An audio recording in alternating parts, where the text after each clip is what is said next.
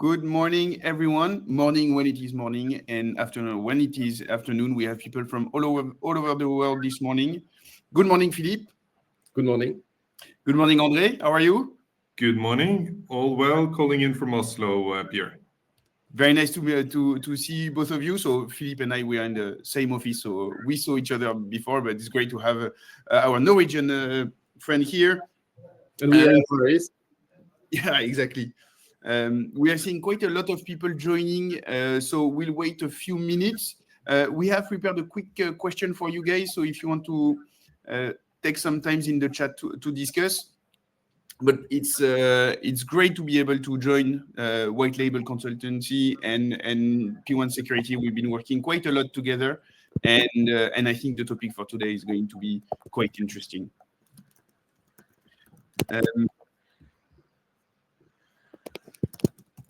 Everyone is joining a little bit. I think we're going to start in a couple of minutes. The topic is quite heavy. We'll try to be as concise and impactful as we can, but I'm sure that from both André and Philippe expertise, it's going to be really strong.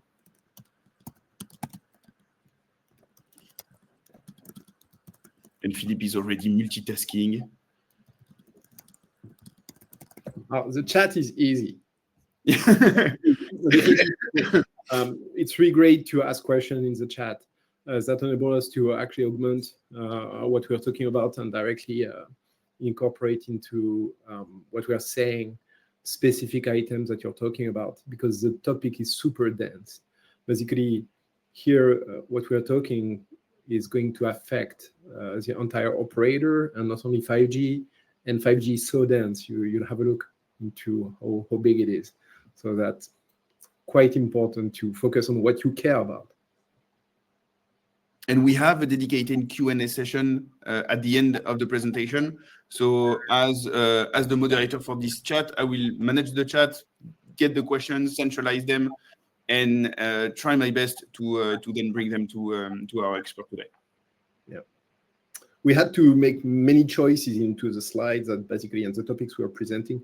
So actually, we were already envisioning to focus on some part of it. So maybe the technical part, the compliance part. So that's where it's useful for you to express your topic of interest. So that means that we'll probably do a spin-off version of this with a certain focus. Most probably. I think we are here. We are still seeing new people joining, but let's start. As we were saying, it's a rather dense topic, so I think you're all here to hear about André and Philippe. So the topic for today is aligning regulatory frameworks and telecom security guidelines for 5G security. We are joined by two of the foremost experts in the industry. So André Årnes is the partner at the White Label Consultancy. He's in charge of cybersecurity, and for a really good reason. He was the Chief Information Security Officer for the MNO Telenor and the Global Shared Services, CISO for the Global Shared Services.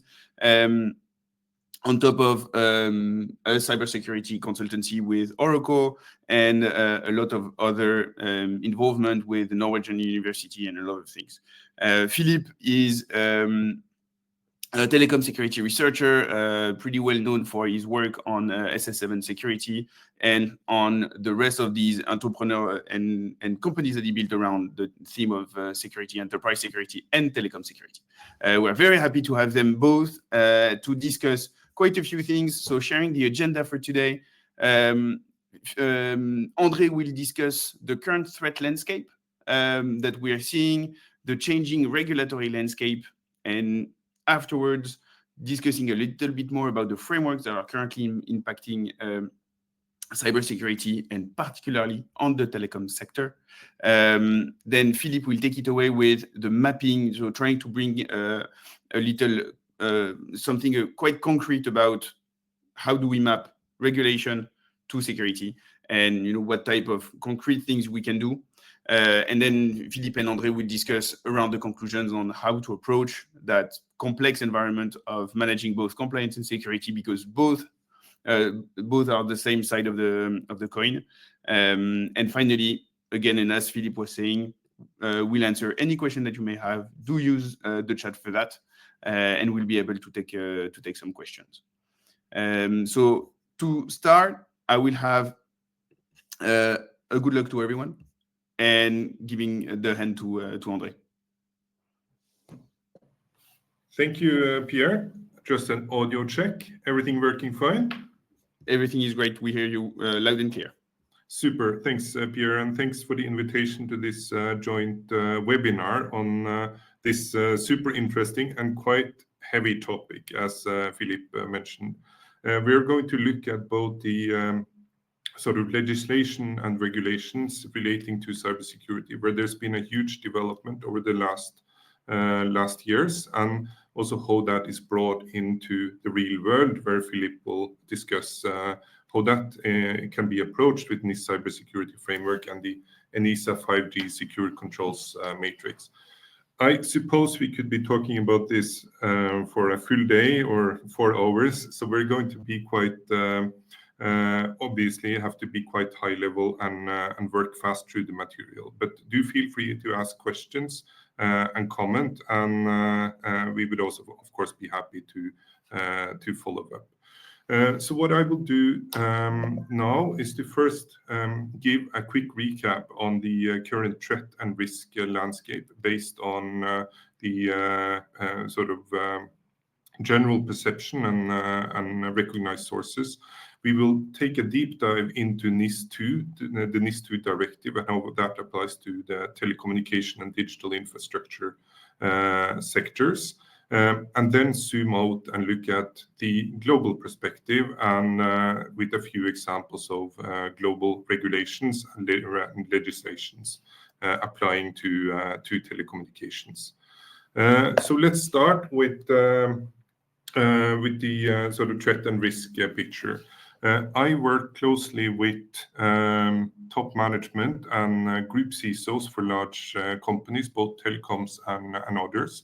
And we and also based on the experience in previous roles, we see it's always a need to properly motivate the geopolitical risks and the strategic risks. I find the World Economic Forum reports annually to be quite instructive. This year's reports, the global risks and the global cybersecurity outlook, is very clear on cybersecurity as a top 10 risk, both at the long term and the short term, showcasing several technological risks, including adverse effects of AI. The Outlook report specifies three areas of interest. First, there's a growing inequality between mature companies and less resilient companies. So the gap is increasing. Second, we see a cyber skills shortage, a lack of access to experts and competency, and a decline of cyber resilient organizations. This is then in short, showing us both that the risk and threat is increasing, but the capabilities are not following. So there is a lot of work to be done. If we look at more the industry perspective or the sector perspective, we have also some useful material from GSMA and the EU NIST cooperation group discussing telco in particular. We see the same observations as from World Economic Forum, but a higher detail on some of the specific risk and threat areas. Supply chain is specifically mentioned, cloud and virtual infrastructure, and a focus on attacks such as espionage, ransomware, DDoS comes up closely, of course. And this then relates to the topics that we will discuss with Philippe afterwards. We see a call for a strengthening of the security posture and the strengthening of the resilience, and for increased cooperation on terms of intelligence and crisis management. So the industry reports show some of the same highlights. I find the Thales report quite instructive, showing a continued concern with a very high concern related to 5G and also concerns related to cloud-based assets. Well, CrowdStrike has had a hard time this fall due to the incidents that we all know about. We find the reports and information provided very solid. So an overview of the threat actors just to show what we are up against. Organized crime, hacktivism, and of course the nation-state threat actors that heavily exploit the telecommunications infrastructure, both IT and mobile networks, to compromise infrastructures, to steal data and accesses. And Philippe will go more into that. So then we will go into NIS2. NIS2, of course, comes into effect in a week's time. So it's a very timely topic to discuss. NIS2 is the an EU directive that has the objective to obtain a high common level of cybersecurity across the European Union. So a high common level of cybersecurity. The purpose is to enhance security of network and information systems, and it's heavily building on internationally recognized standards and frameworks, and also European standards and framework. And this is why we are paying so close attention to NIST cybersecurity framework and the ENISA 5G security controls matrix in the upcoming presentation. What is important to note about NIS2 is that it's legal provisions and will be translated into national laws and regulations. It is mandatory for all entities in scope to implement it. The nation states will then have to follow up and enforce the compliance, much like GDPR. And this requires a comprehensive approach and a much stronger focus to the systematic and holistic and risk-based approach to cybersecurity, implementing controls and also having the assurance. We see a grouping between two categories of companies, entities in scope.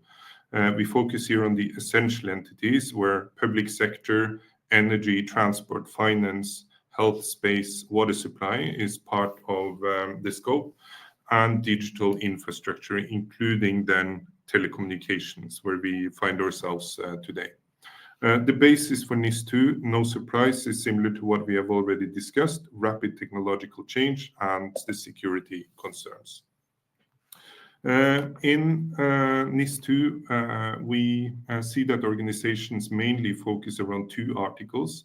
It's Article 21 related to cybersecurity risk management measures, and it's Article 23 related to incident reporting to the nation and to the states, so to the authorities.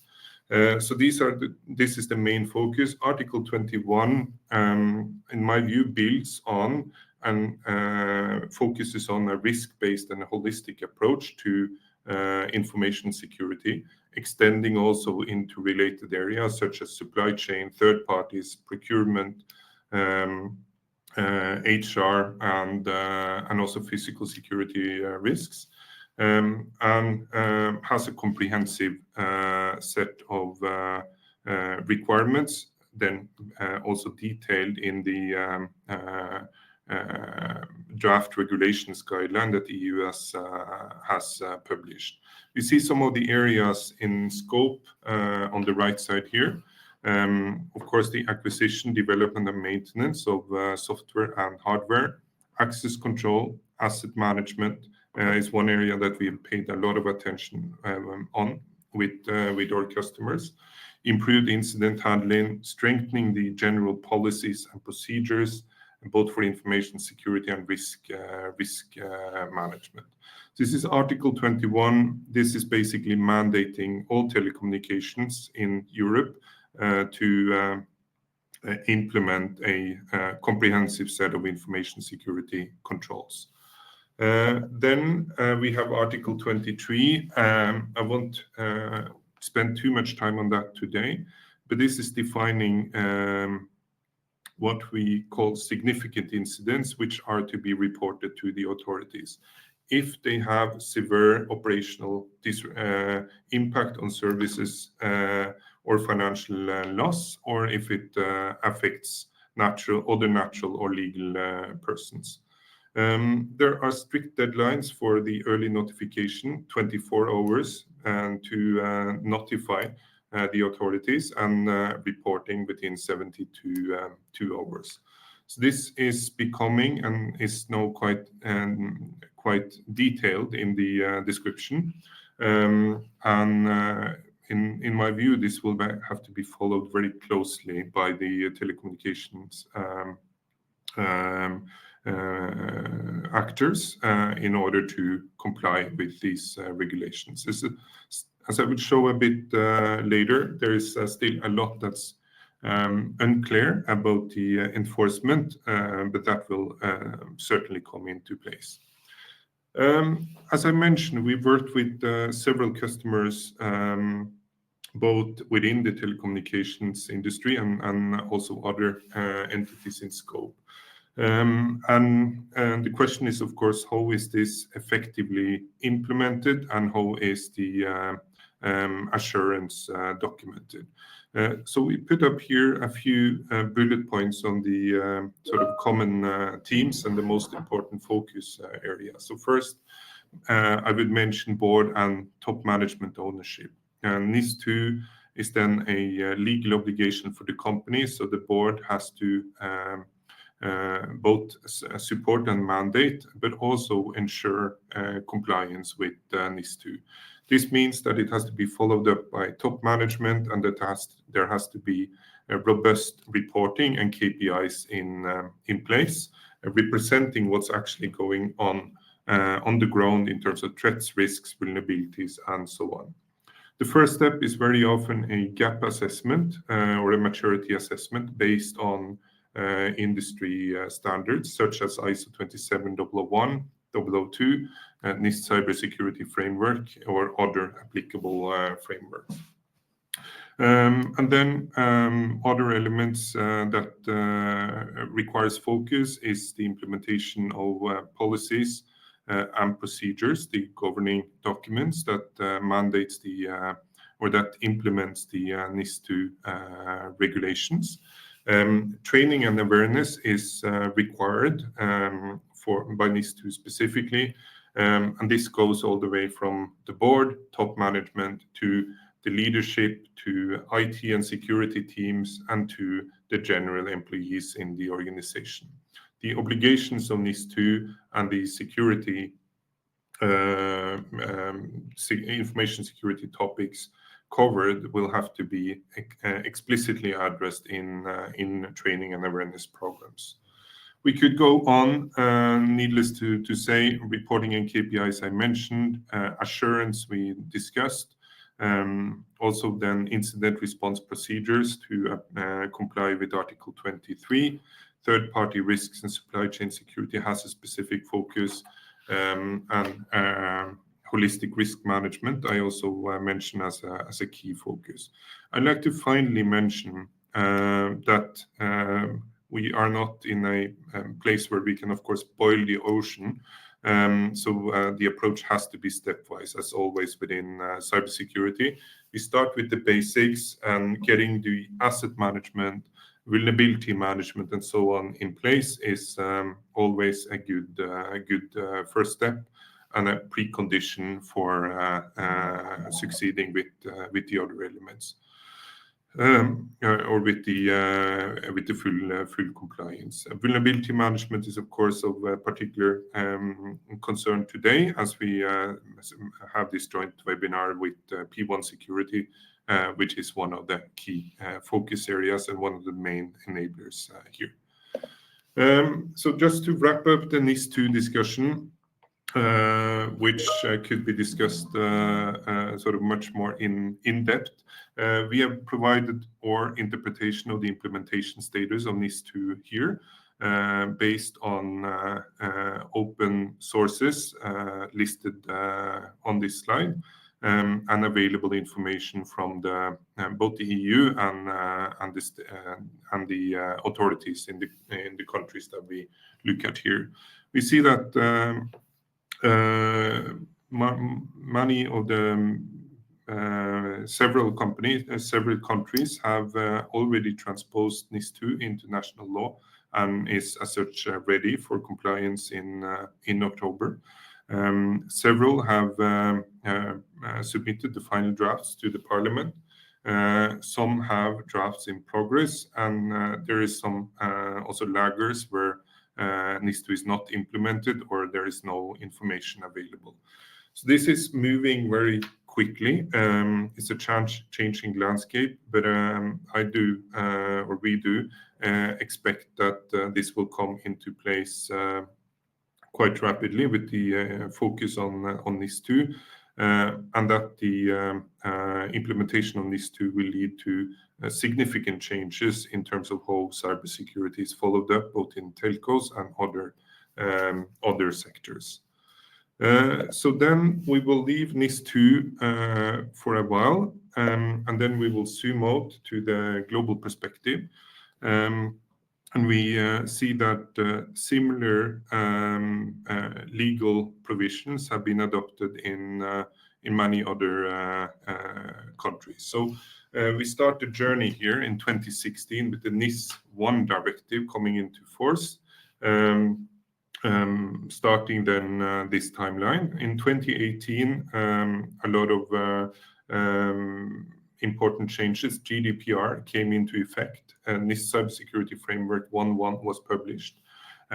Singapore and then launched its Cybersecurity Act, and we also had in Australia the Security of Critical Infrastructure Act of 2018.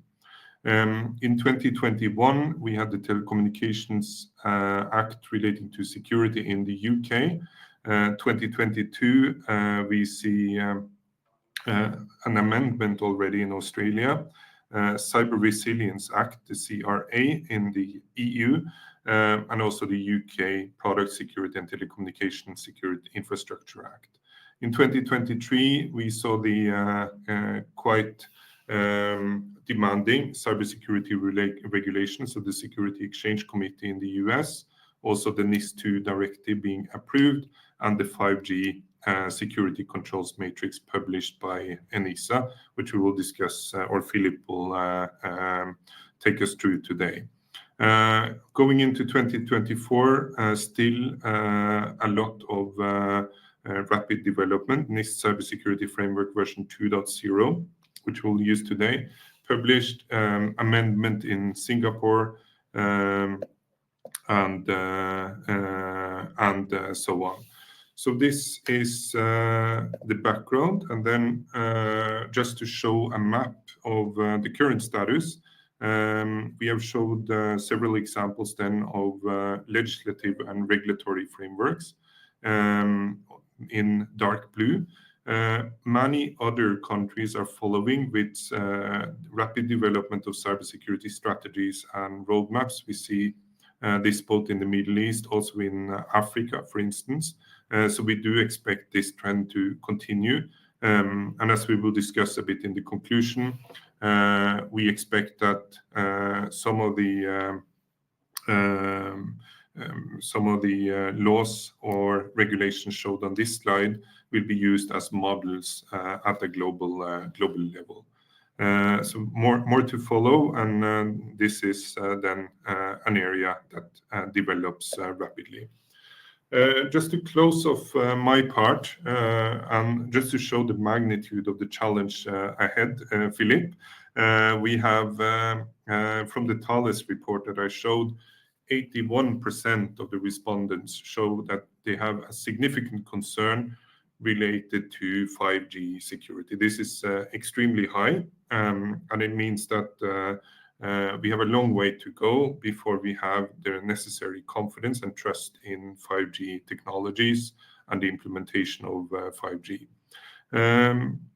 From the Ponemon Institute and IBM, we see that the customer data breach cost is an average 3.8 million euros, which is, of course, extremely high for any business. And McKinsey is reporting that the estimated damage from cyber attacks is $10.5 trillion per year. So with that challenge, Philippe, I leave the solution space to you. Thank you. Thank you very much, André. And yes, as we were saying, this is a huge challenge. And how do we map actually regulation into actual security controls and audit points so that we have a ground truth and at the same time a policy level homogeneous governance of the security? So this is the whole point of having security governance and security compliance, is that we define a plan and we make sure that this plan is applied.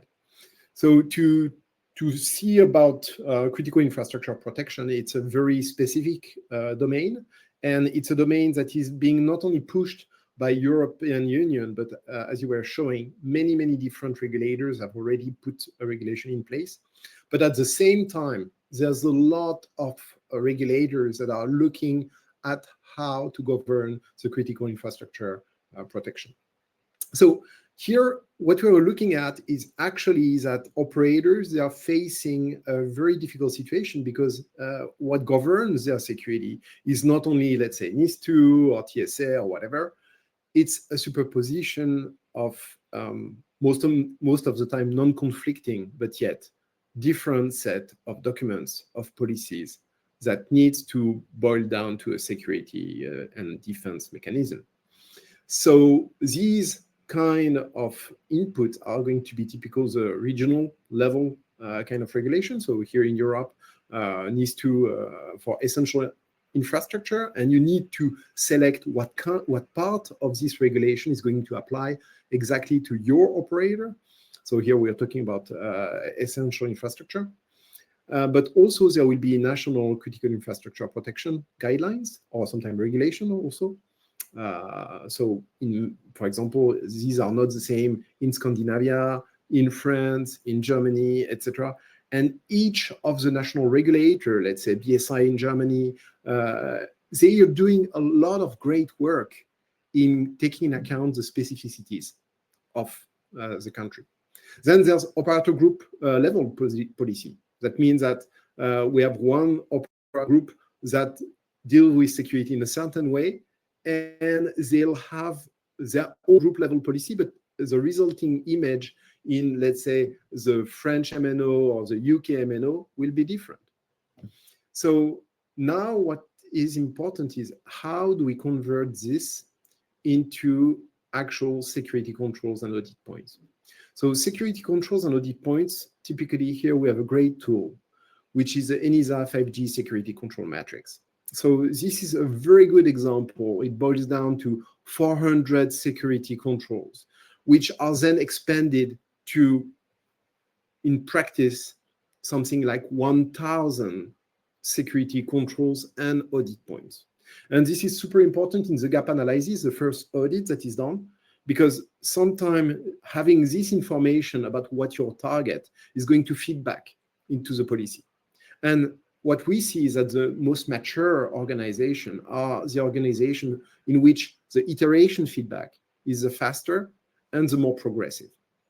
So here, let's have a look at roughly what we take in account when we take ENISA 5G security control matrix to push security controls to the ground and to collect from the ground, from the reality, from the operational reality, some audit point results. Oops, skipping slides. So in 5G security control matrix, basically what we have is roughly we have 30% which are specific controls to 5G SA and NSA. And here sometimes it's a bit misleading because when we say, for example, 5G NSA, it's non-standalone architecture. So it means that a lot of things relating to the security of 5G NSA come from the 4G network and come, therefore, taking account all the legacy interconnect. And what we see is that there's a lot of dependencies that are also not going to be the same for each operator. So the selection of the technical controls themselves will be different. Also, one thing that is important is to understand that these security controls are unprioritized. And some are actually valid controls, but which are a bit outdated. Nowadays, there's more latest and easier controls. Some controls are even more efficient. So basically, they give better results than the ones that were listed in ENISA 5G security control matrix. But it's an excellent starting point in order to start looking at the reality. Now, there's roughly 40% of these security controls in ENISA 5G security control matrix, which are related to infrastructure itself. And if we take, for example, a 5G standalone deployment, the infrastructure will be different. There will be an NFVI, a network function virtualization infrastructure, that will be based both on Kubernetes most of the time, but also some virtualization. And very often it's OpenStack and Kubernetes at the same time. So that means that your infrastructure security controls will be really different depending on your deployment goals, but also based on your legacy as an operator. Now, finally, there's the organizational controls. And these, most of the time, are very much covered too by NIS2 and by other regulation. It's reporting, it's business continuity, etc., etc. So what we see is now, when doing this translation from high-level principle to low-level operational reality, we see a few problems. Very often, the domains of saying my business goals, my regulations, my operator group level policies are going to boil down into some identity and access management, attack surface management, etc., etc. This is fairly okay. People understand how it's projected. But there's really two big problems, is that sometimes there's a misalignment of security controls to governance. For example, sometimes there's a very high bias toward IT and IP generic controls, which is well defined, well understood, lots of marketing around it. But actually, these don't cover so much the 5G specific part of the operator. And sometimes we have a first policy which is done without enough of the gap audit, of the gap assessment on the 5G specific part, on the telecom and mobile specific part. The other problem is that when you have the implementation of such controls, very often what happens is that this will hide a bit other problems which are either specific to 5G operators or generic to telecom operators. And we're going to delve into more detail about this problem of giving a full sense of security with proper examples. Now, the other problem is the other way around. It's not converting the policy down to operational reality in security. It's a bottom-up problem. It's that actually the policy doesn't have enough feedback from the operational truth. And sometimes it's that the gap assessment was too generic. Sometimes it's basically that we have non-critical infrastructure people or non-5G telecom people who are in charge of policy and don't understand the impacts of regulation on the ground, and hence fail to take in account some feedbacks from data from audit point results into the policy. The other big problem is that the policy is actually not prioritized and not proportionate. You don't defend the same way an operator with 3 million subscribers and an operator with 100 million subscribers. It's not the same budget. It's not the same priorities. And here, what's very important is to have a good deployment of security in 5G. You need to make it progressive. You need to have implementation tiers that enable you to say, okay, let's implement right now things that are very key, such as, let's say, identity around OEM, for example, and access management. But at the same time, let's put some controls that are stopgaps, that are things that will catch any kind of attacks, that are acting as early warning system, that give me time to deploy the rest of the implementation tiers, so that I can be in a more secure, have a safety net while deploying the rest of security. Of course, there's some controls which lack practicality because the policy was lacking practicality, was too vague. For example, there's a big difference if you have a vendor risk management, which is only compliance questionnaire that the vendors need to fill up, or if there's vetting of each software image that's coming in the network functions to, for example, for software updates. And the final one, it's very often when policy lacks teeth. That means that the policy fails to mandate, for example, patch time under 3 months to the vendors. And for telecom people, 3 months is very short because the big telecom vendors, they have to do a lot of tests, functionality, performance testing. Whereas in open source and internet time, 3 months is the absolute maximum, because a vulnerability in an open source package will be disclosed to the upstream package maintainer. But 3 months after the disclosure whatsoever, it will be public. And in critical infrastructure protection, you can bet that there's many offensive teams who are working already to fight on and compromise operators. Now, these are very abstract, and I'll give a better example here of a typical problem. So, for example, we had a pen test on a 5G operator, and the 5G operator came with a full certified core on their core. They were certified with NIST CSF, and this gives basically a certain level of assurance. And actually, the ground truth was very different. When we came back from this pen test, we had a lot of vulnerabilities. Basically, we have multiple tens of vulnerabilities, which were in this product. Why is that? It's because actually we were not testing for the same thing. So compliance doesn't mean good security. Here, the compliance was not taking in account the attacker creativity.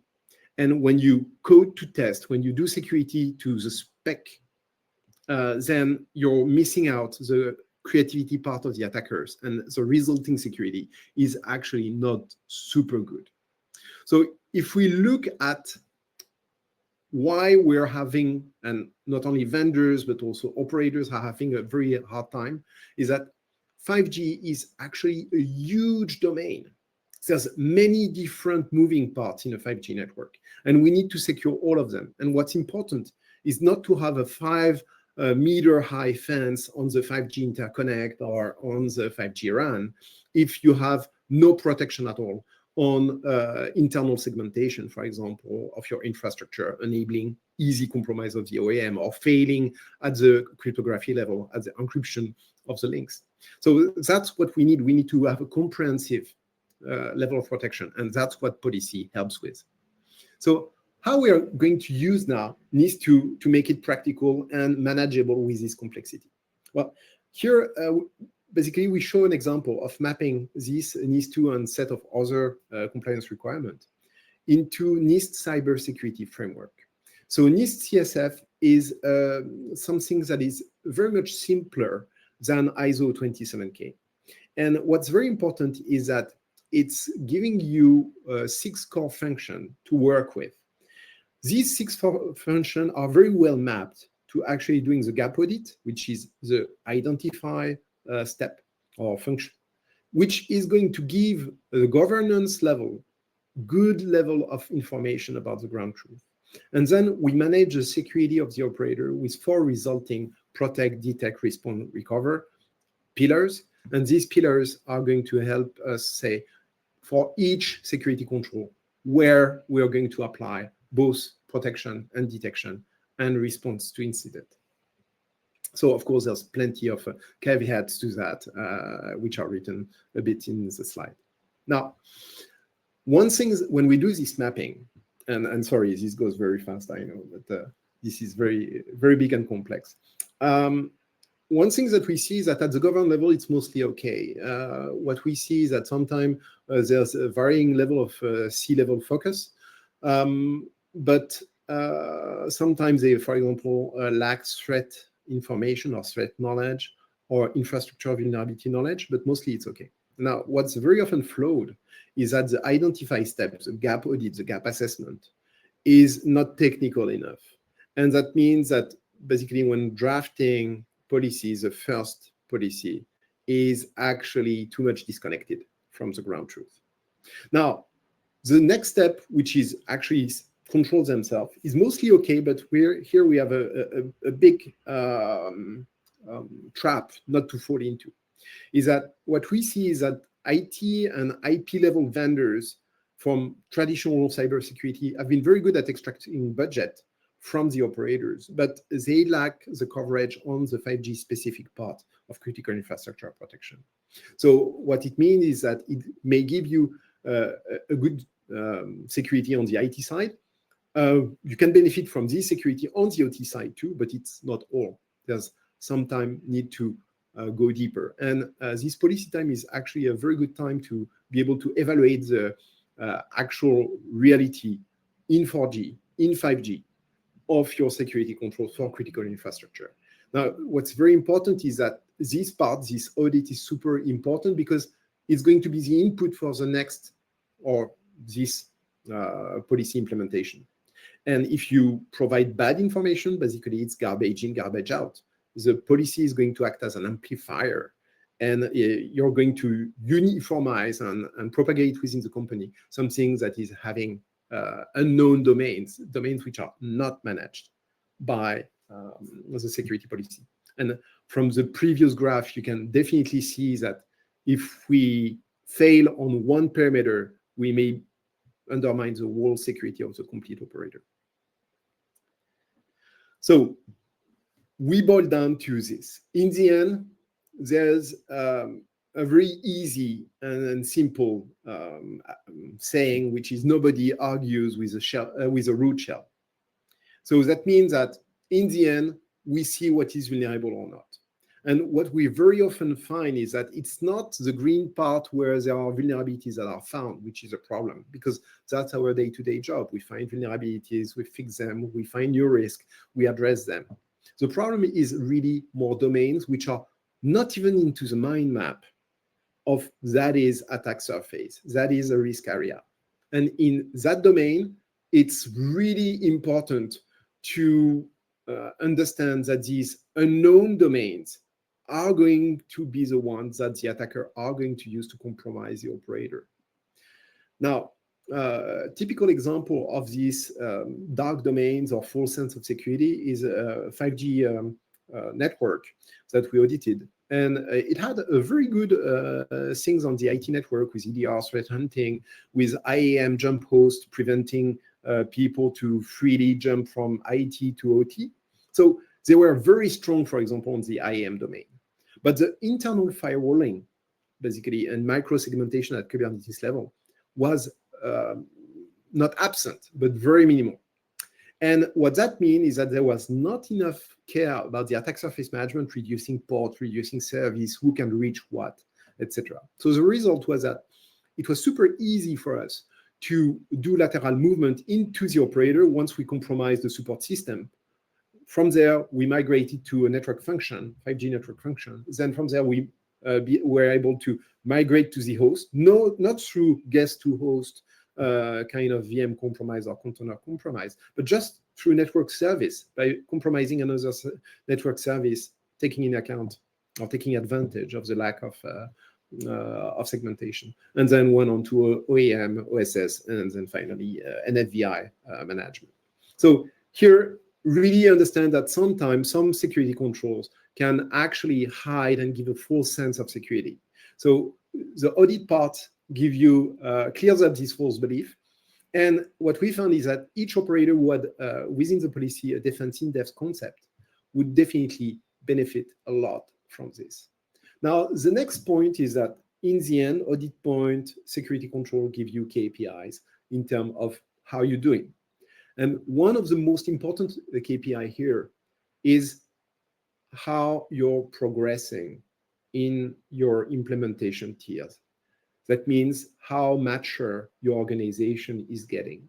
And NIST CSF enable a mapping, so from tier 1 to 4, enabling to say, okay, at the beginning, we have partial implementation. That means that we do have some protected areas, but these are maybe a bit random, and they are not homogeneous. So to move to the second tier is to actually most of the time get threat and risk information.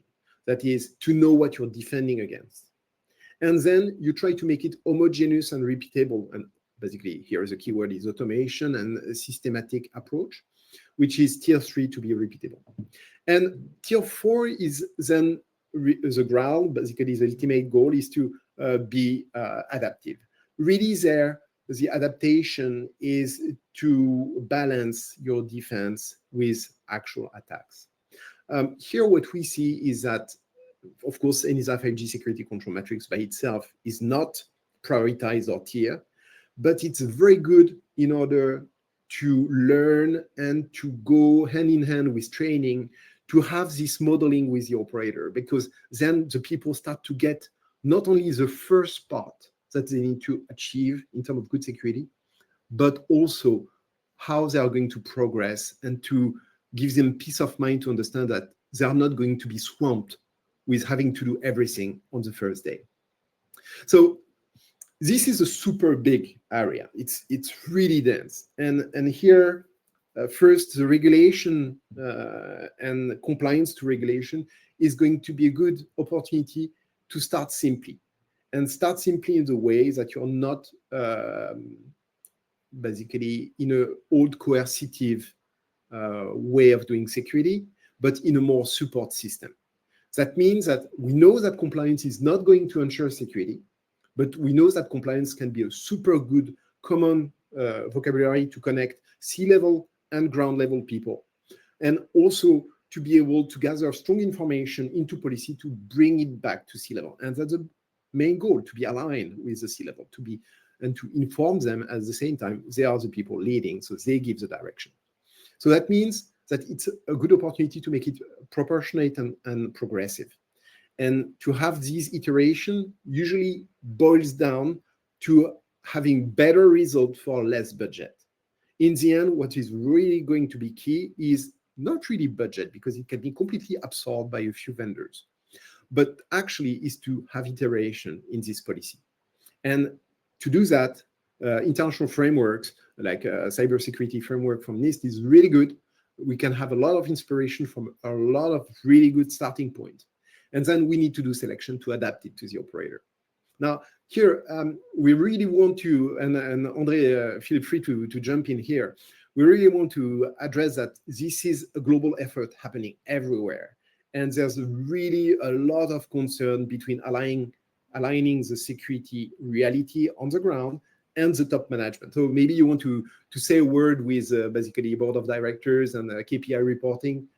Absolutely. So I think obviously one of the key enablers for a successful implementation and security journey to comply with NIS2 or to strengthen the security posture is that it's mandated by the board. And in fact, in NIS2, the board and top management will be held accountable for compliant with NIS2. I find that it takes a lot of dialogue with the board and the top stakeholders to explain, to build competency, to build confidence, to address cybersecurity. But over time, the board and top management can be equipped to really be the actual owners of the domain, and then understanding, supporting, and driving the initiatives. I see also that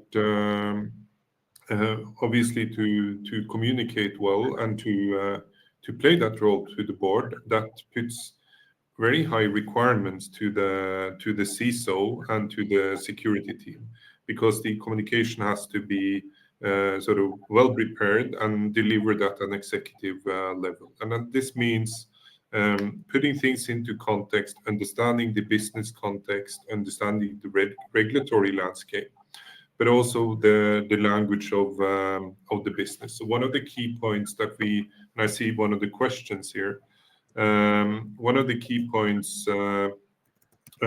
is to identify good and relevant KPIs and use that as a consistent follow-up. And some of the KPIs that we have really succeeded with is measuring, obviously, security culture and awareness, the training of the employees and leaders, making sure that that's done and that it has the intended effect. Another is to measure the maturity or the NIST cybersecurity framework tiers could be used as a KPI, as Philippe indicated.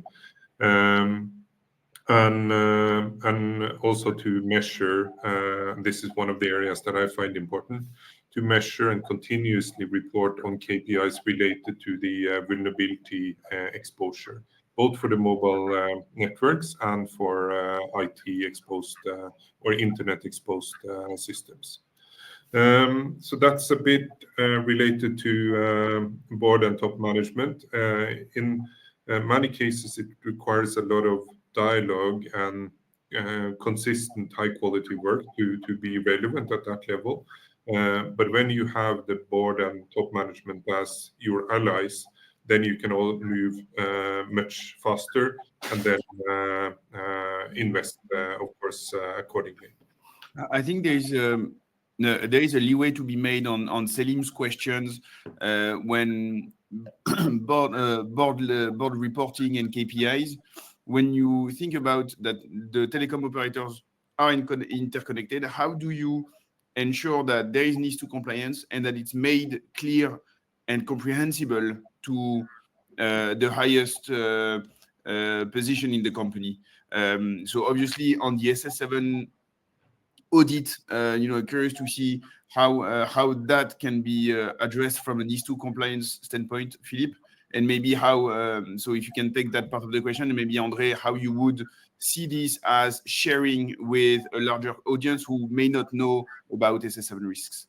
Yeah, it's really important to see here that when you explain things, and very often storytelling, giving example to the C-level and basically to board of directors is super important. Both they want to understand the practicality, how things are connected, and they want numbers. So a typical good thing is to be able to give examples of attack, for example, here on SS7, how SS7 is interconnected with the 4G core, and thus basically there's a threat going to 4G core and which affect 5G non-standalone architecture subscribers, which are really based on the 4G core. So by giving these breadcrumbs, you enable the top management to understand the impact, the consequences. They are not basically experts.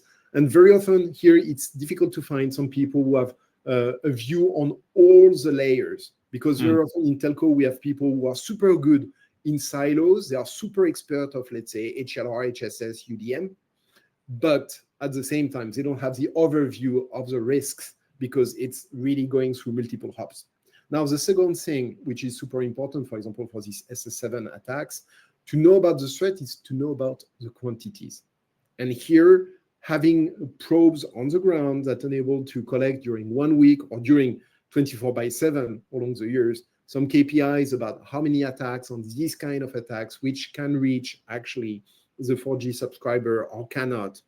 These are super important because then the C-level people are going to say, okay, I understand how it's connected, and I understand that many people are exploiting that for financial espionage, whatever purpose. They have numbers and principles, and based on that, they can make decisions. But I think that our take, and that's where we had great success in showing to basically sometimes CTO, CISOs, sometimes the CEO jumps in to really understand what are both consequences and threat. Yeah, and I think this is key. And I think for any given telco, cybersecurity will be effectively one of the top risks. So this has to be substantiated and explained to the top management and to the board. Interconnect risks is one of those. 5G security risks. advanced persistent threats, ransomware, DDoS. This has to be explained and understood at a certain level, and fully agree with Philippe, that has to be explained through examples, and there has to be operational indicators and data points showing what's actually going on the floor.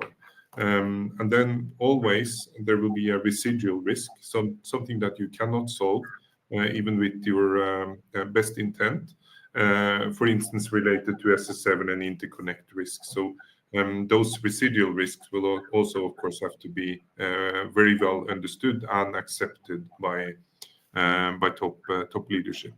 Great question. Yeah. One caveat to that, which is important, is that you have a global cybersecurity community, which is bringing a lot of focus on some problems. And also you have a reality where there are some attacks which are very noisy.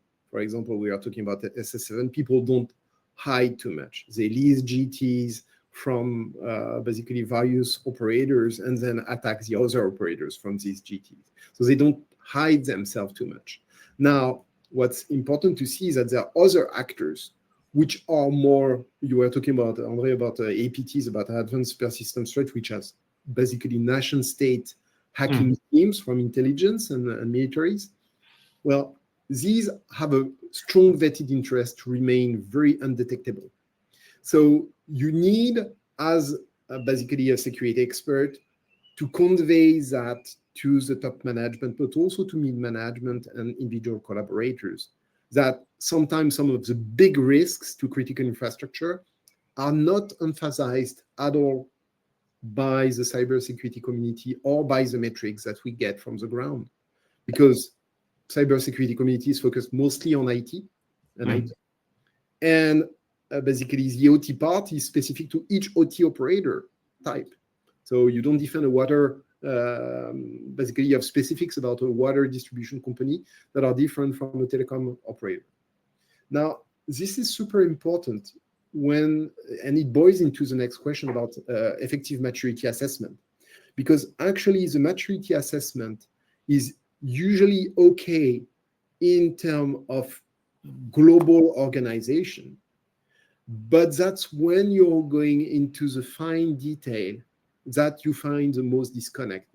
Things that affect telecoms, things that affect mobile service. What's the impact of the transport network on 5G service? Yes, there is. Of course, there's the obvious one in terms of availability, but there's more critical ones in terms of encryption, in terms of susceptibility to physical infrastructure, etc., etc. So 10, 20 years ago, we considered that optical network were more secure to people hijacking and doing man-in-the-middle at optical level. Now, it's much more easier for attackers to do so. So that's where, when you do maturity assessment, this gap assessment, you really need to have strong data points, strong ground truth, in order to have a good alignment and make sure people are speaking the same language, are threat aware on the same thing, and don't have gaps in their basically visibility and hence security controls. Fully agree. And this is, I guess we are almost over time here, but fully agree. This is, this is the danger of a pure compliance approach, Philippe. So if you sort of drive implementation of, let's take ISO 27001 or NIST cybersecurity framework without paying proper attention to the operational facts, and that would mean vulnerability scanning, threat hunting, and operational technical verification activities, you will not get the right answer in a maturity assessment. So it has to be complemented with strong technical assessments, both on the mobile network side, core side, and the IT perspective. So great point. And to me, this is where it's an absolute pleasure to work between P1 and White Label. Is we need both sides of the approach. We need the compliance for the common vocabulary. We need the frameworks. And that was the point of this webinar, is trying to connect the dots between compliance and security, aligning regulatory frameworks, and guidelines. And a huge kudos from everyone at P1 to ENISA on their work on the control matrix. It's pragmatic, it's useful from a security standpoint. So I think there is still a lot of work to be done here. We are happy to be able to do it jointly with WLC or individually for each of us. If we can help any of your organization, let us know. We'd be happy to connect to the right level of people. Sometimes you need to start with a maturity assessment, very compliance-based. This is very much the strong suit of white label. Sometimes you need to kickstart with something very pragmatic. This is where we come in. But that collaboration is really what we felt we wanted to share with all of you. So it was a pleasure to have you. It's 10:00. Thank you very much to our experts, André and Philippe, for sharing. It was great to have you, and potentially let's do it another time because there is so much to be said on that topic. Thank you again. Thank you. Bye-bye. Thank you, everyone. Goodbye, everyone. Have a nice day.